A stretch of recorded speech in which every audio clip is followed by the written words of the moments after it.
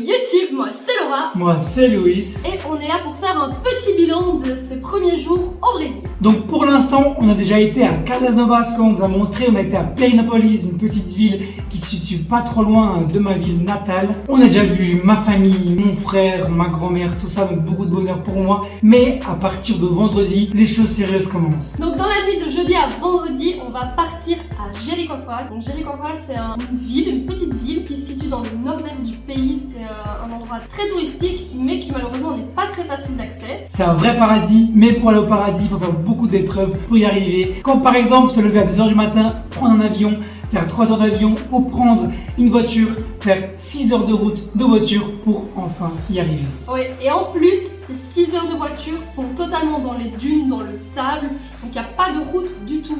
Parce qu'au début on se dit oui, on va louer une voiture, ça va aller. J'ai lu les commentaires, ne louez pas une voiture sauf si vous êtes des experts pour conduire dans le sable, parce qu'apparemment il y a beaucoup de touristes qui se font embourber dans le sable. Et ils sont perdus à jamais. Voilà, ils sont perdus à jamais, parce que comme on vous a dit, c'est vraiment au milieu de nulle part dans le désert. Enfin dans le désert, on se comprend quand je dis ça. On part donc 7 jours dans ce paradis et dès qu'on a fini ces 7 jours, on part au sud, on part aux chutes d'eau de Iguaçu. Pour ceux qui connaissent, c'est une des 7 merveilles naturelles, c'est incroyable, c'est magnifique et on vous montrera tout ça. Donc ce sont des immenses cascades qui se situent à un point de frontière, puisqu'il y a certaines parties qui sont en Argentine, d'autres au Brésil et d'autres encore au Paraguay.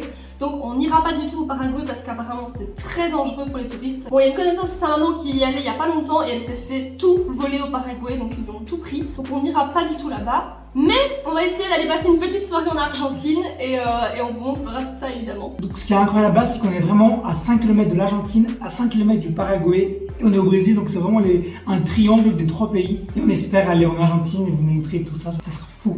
Le but de départ, on pensait, étant donné qu'on allait vers les chutes, on aurait bien voulu faire un petit arrêt, on va dire ça comme ça, pour aller voir Buenos Aires et aller voir un peu tout ça en Argentine. Sauf que, voilà, test Covid, on voulait pas s'embêter à encore payer un test Covid au Brésil, encore payer un test Covid en Argentine. Donc on le fera pas. Maintenant, je pense qu'il y a des possibilités de passer juste la frontière et passer la soirée, ce genre de choses, je crois que sont possibles. Et dès qu'on a fini les chutes d'eau, on s'arrête pas là, on va retourner à Caldas Novas, ceux qui ont bien aimé le vlog. La seule différence, c'est que maintenant je suis guéri, donc on pourra faire les parcs aquatiques. On ira aussi dans un des meilleurs parcs aquatiques du monde et ça va être vraiment trop bien. Ouais, c'est vraiment top, c'est un parc, mais déjà il y a la piscine la plus grande que je n'ai jamais vue de ma vie, c'est énorme. Et en plus de ça, il y a des toboggans juste...